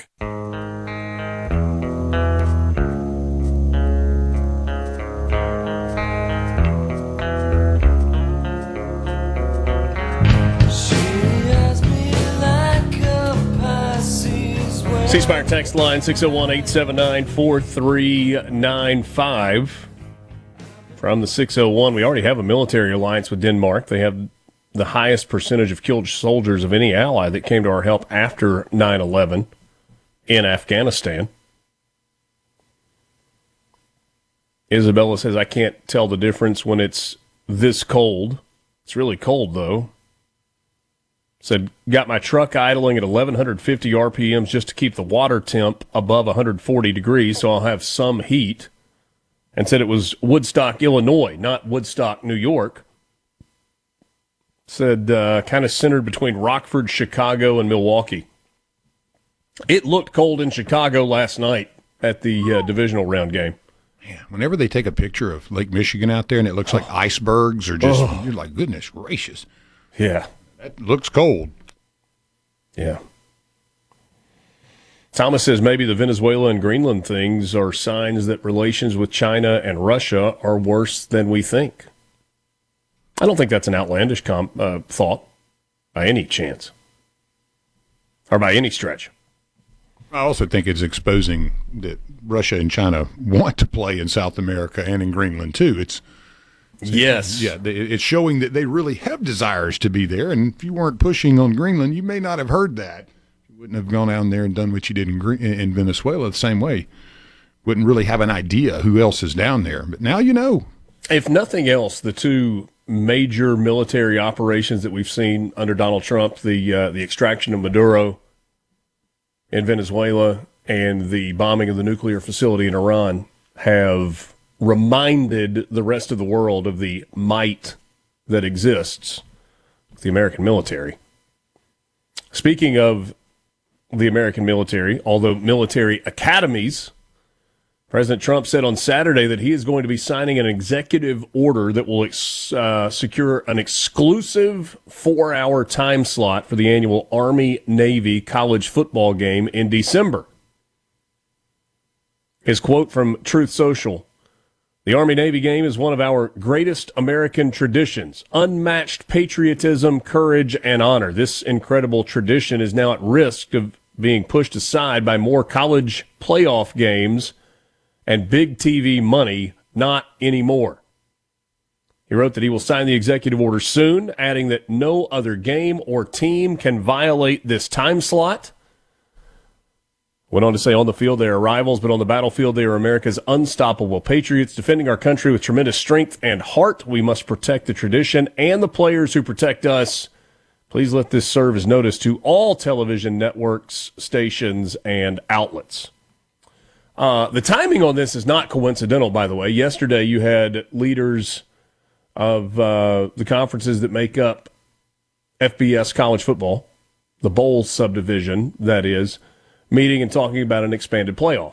And if they were to go to 16 teams, particularly if they were to go to 24 teams in the playoff, then the calendar likely would shift. Right now, the Army-Navy game is played the week after all of the conference championship games are played, and other than maybe a bowl game or two, it is the only game going in that time slot. CBS carries the game, and it is standalone on that Saturday afternoon.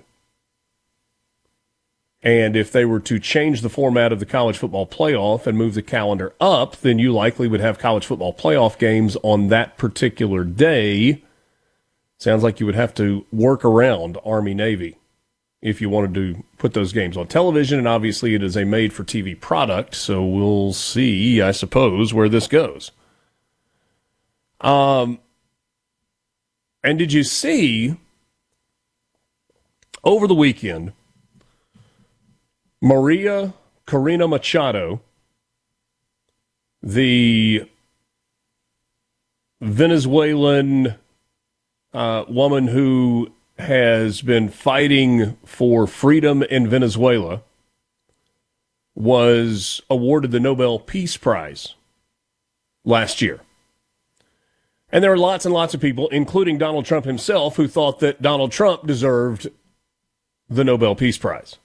It was given to Maria Machado instead. She said at the time that Donald Trump deserved the Nobel Peace Prize. And during a meeting at the White House last week, she actually gave her Nobel Peace Prize to Donald Trump. She said, "You deserve this, and I want to give it to you."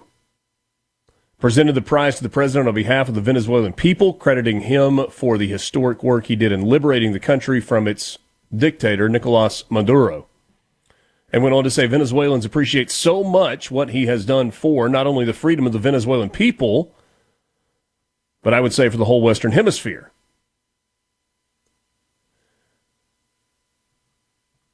Lance, if you let's take you back to your playing days. And let's say that you were pitching for a team that had won the college baseball national championship, and you were named the MVP or the most outstanding player. They gave you an award. And you said, thank you, I'm incredibly honored to accept this award, but somebody else really deserved it. And then down the line a bit, you said, not only did somebody else really deserve it, I'm actually going to present this award to my teammate who hit a 3-run walk-off home run in the bottom of the 9th inning. Obviously, I played a big role in it, but, John Smith actually deserves this award. And symbolically, you gave him the trophy that they gave you. That would be okay, right? Sure. It's your award. You can do with it whatever you want. Not so fast, says the Nobel Foundation. They came out with a statement. They did not like what Maria Machado did with her award. They said one of the core missions of the Nobel Foundation is to safeguard the dignity of the Nobel Prizes and their administration. The foundation upholds Alfred Nobel's will and its stipulations. It states that the prizes shall be awarded to those who have conferred the greatest benefit to humankind, and specifies who has the right to award each respective prize. They say a prize can therefore not, even symbolically, be passed on or further distributed. Well, once you've given it to me, and it cannot, under the rules of the foundation, be rescinded, how can you keep me from giving it to someone else? I don't know that you can. Trump said it was my great honor to meet Maria Corina Machado of Venezuela today. Maria presented me with her Nobel Peace Prize for the work I have done, such a wonderful gesture of mutual respect. But the Nobel Foundation said once a prize is announced, it cannot be revoked, shared, or transferred to others. The decision is final and stands for all time. Again, she's not asking them to change the record books. She's not asking them to confer the award to Donald Trump.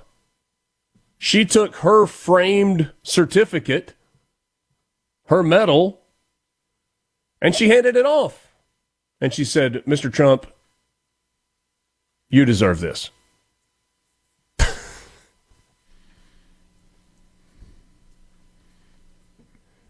I just thought it was amusing that the Nobel Foundation came out and wagged their finger like, nope, that's not allowed. Yeah, we didn't. That's not how this works. We gave this to you. We didn't give it to you for you to give to somebody else. You don't have the power to do that. You only have the power to receive the award. Actually, you gave it to me and you can't take it back. And I will do with it as I please. It still has my name on the award. I'm just saying that, Donald Trump, you deserve this. Here, you take it. I love that they're protecting it for all time.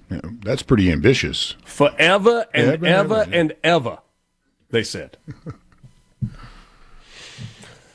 Oh, my, what a world we are in right now. Goodness. What a world we are in right now. And apparently peace does have a price. And the price is $1 billion.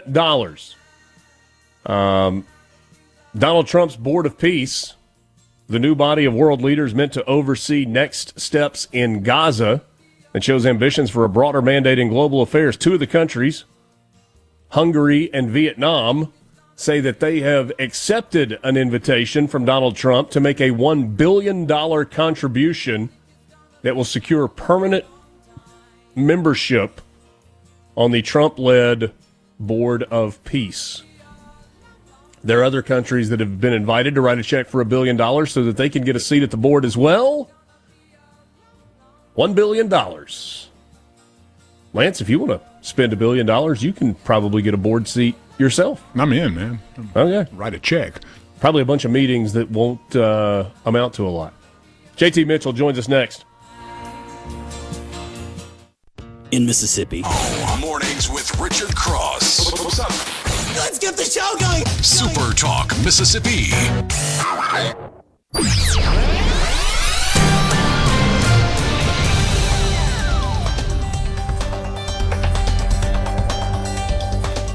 Good to be with you this morning, and good to welcome in JT Mitchell, the news director with the Super Talk Mississippi news team. A little less than half an hour remaining on this Monday morning, the day where we celebrate Dr. Martin Luther King's birthday. Birthday was actually last week, a federal holiday. A lot of people not at work today, but some folks still working. Today is January the 19th, 2026. Richard Cross, Lance Tolbert.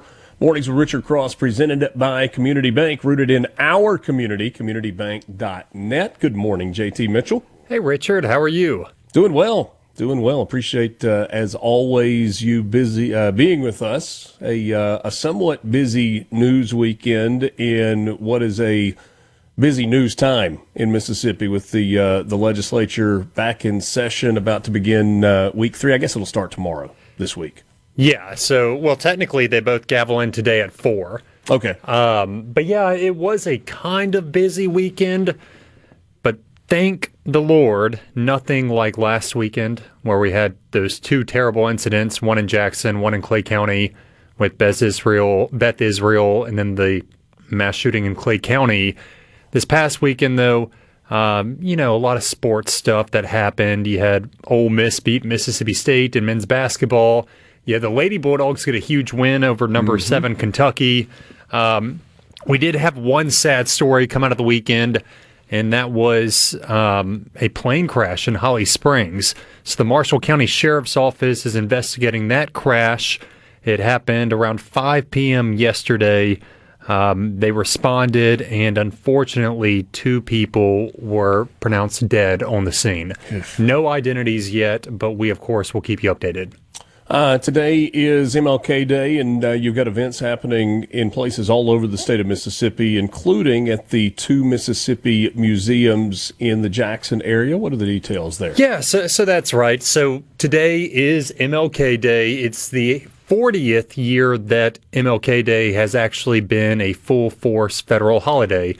It took some time. It was actually signed into law, I think, the day after his assassination in Memphis. But of course, there was some pushback and government goes slow. And so now 2026 is the 40th official MLK Day. Events have been happening, honestly, throughout the weekend. Jackson had its annual MLK Day parade on Saturday. That was a big deal, as always. Biloxi's is today. And there are other parades, other events happening throughout the state. You did mention the 2 Mississippi museums.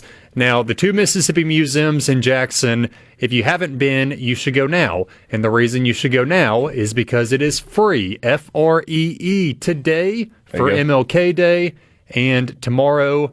Those, of course, include the Civil Rights Museum and the Mississippi Museum of History.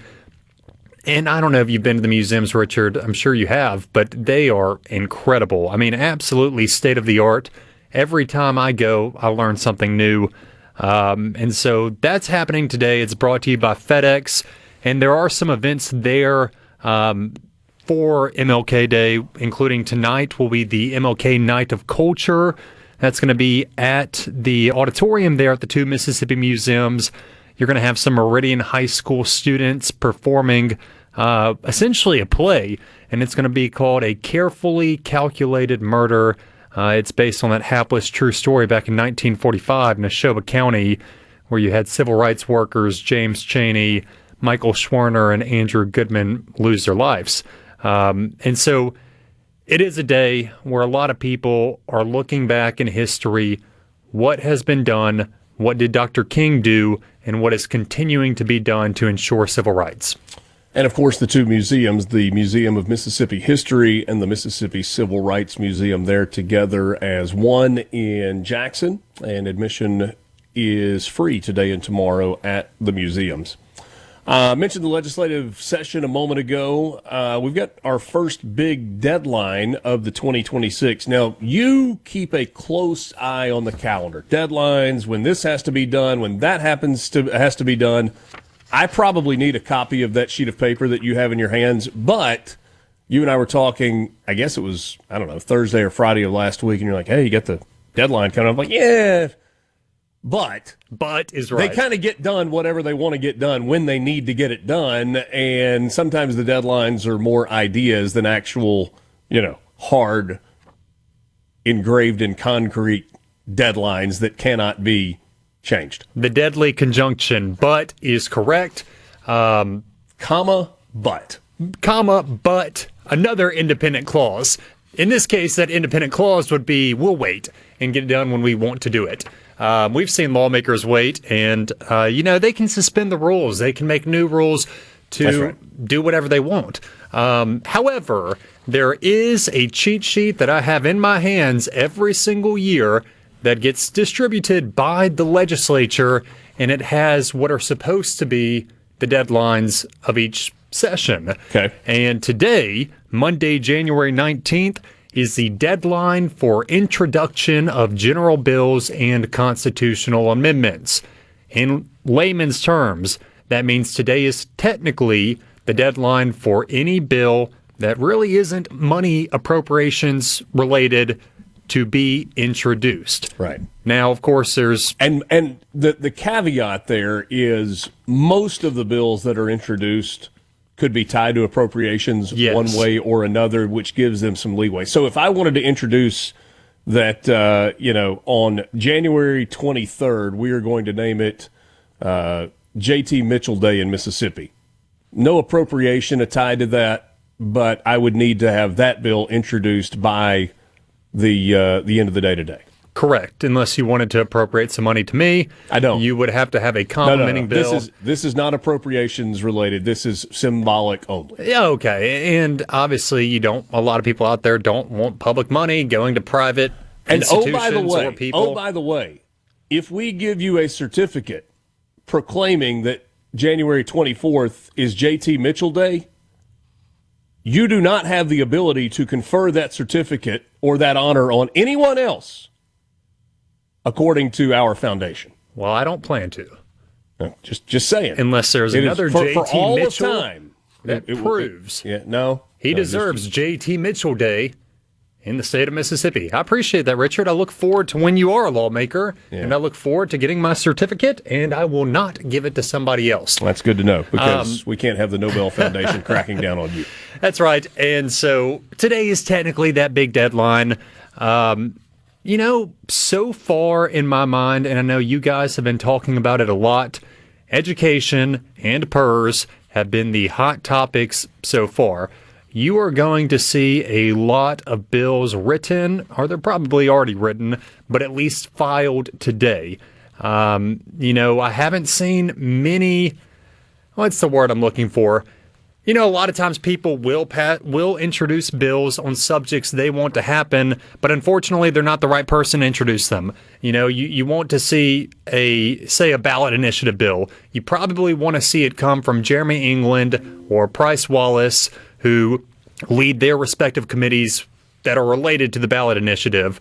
When it comes to mobile sports betting, you probably want to see that bill authored by Casey Uri. Now, those three examples right there, ballot initiative, the two sides, and then the House side of the mobile sports betting, those bills will drop today. I'm predicting that. But I looked before this. They haven't come out yet, but you will see a lot of bills get introduced today.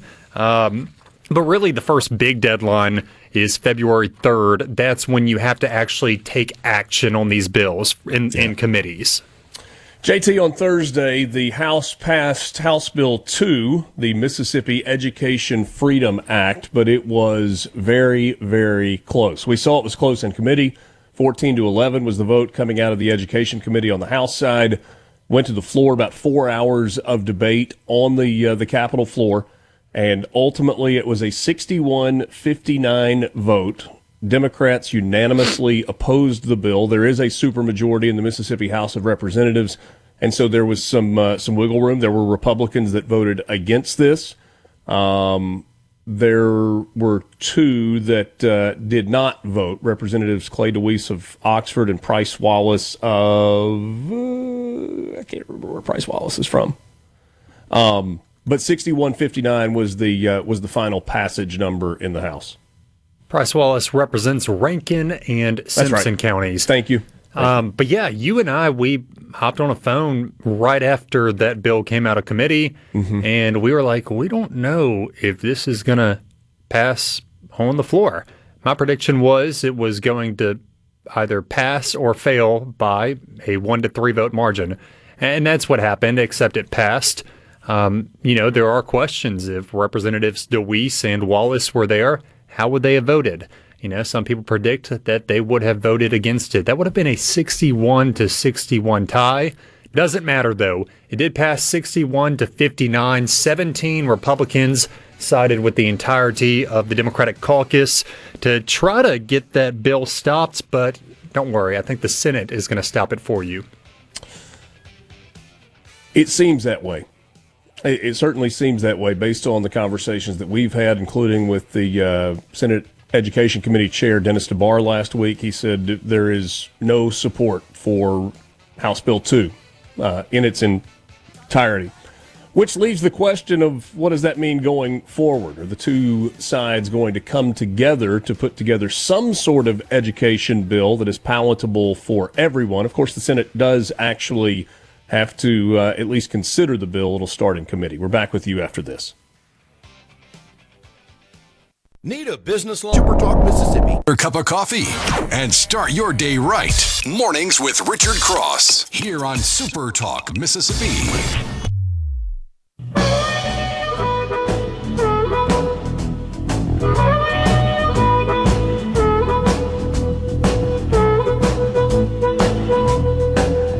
Did you hear about the Midnight Railroad?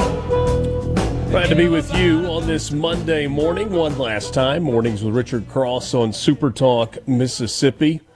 We would like to pause just for a moment and remind you that 1 year ago today, we lost our friend, our colleague, and our brother in broadcast, Paul Gallo.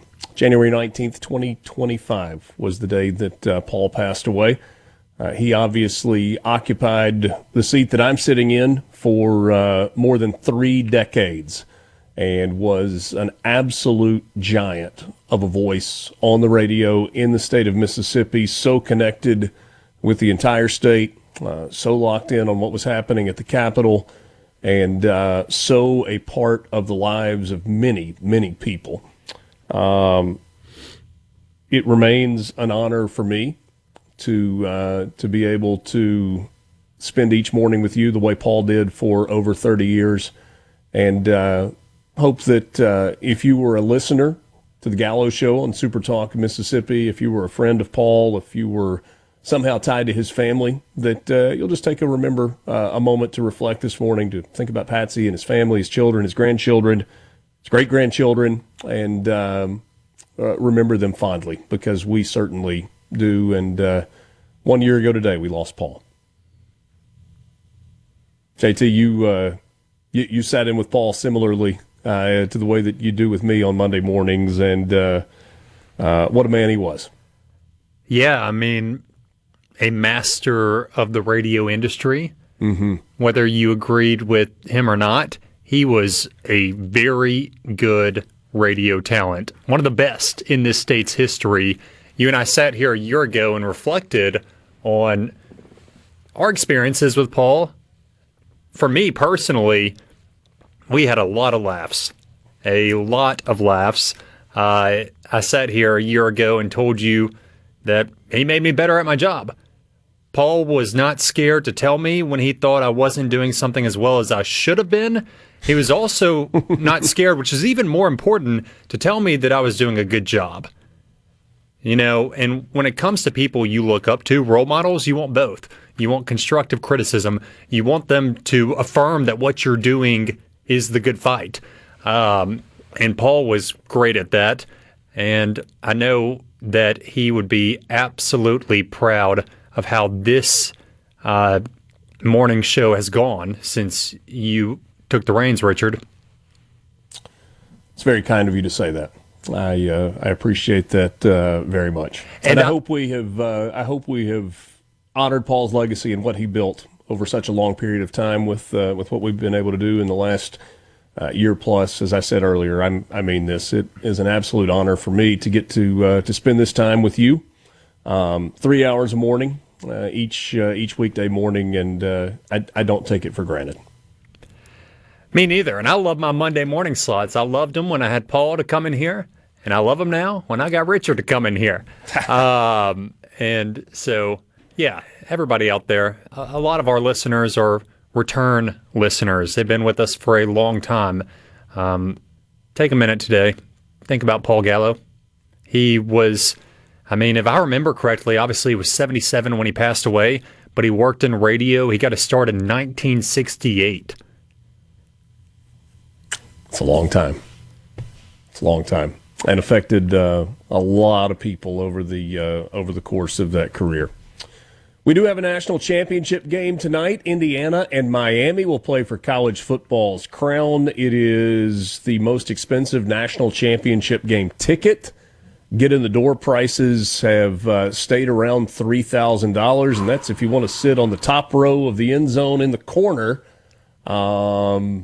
You can kind of spend as much as you want. Some of the pictures out of Bloomington, Indiana, where it is bone-chilling cold right now. You had people that were camping out overnight, lined up outside of bars in Bloomington so that they could reserve their space inside the bar to watch the game with fellow Hoosiers fans. Going to be an interesting matchup tonight. Indiana, a 7.5-point favorite, trying to finish off an undefeated season in year 2 of the Kurt Signetti era at IU. And listen, IU has never won a football championship. For a long time, they've been considered the worst program in the history of the sport. What a story. And I know that Ole Miss fell 5 points short or whatever away from tonight. But if you're out there and if you're a Mississippian going to watch tonight, there are a few Mississippi connections to look out for. Starts minutes before kickoff. Jamal Roberts, American Idol winner from Meridian, will sing the national anthem. Miami's offensive coordinator, Shannon Dawson, before he made it to the U, he coached at Millsaps and Southern Miss. And then you got 2 starting offensive linemen, one on Miami, one on Indiana, from Mississippi. Find out who they are at supertalk.fm. $3,835, the cheapest ticket to get in the door. Whew. And your seat will be better, though, at home on the couch than the seat you would get. That's right. JT, thanks as always for stopping in. Good to be with you. Yes, sir. Thanks, Richard. Thanks, Lance. Lance, thank you, sir. Yes, sir. Yes, sir. We hope you have a wonderful Monday. We appreciate you being with us. We're back at it tomorrow morning just after 6 o'clock. Mornings with Richard Cross, presented by Community Bank. Have a great day.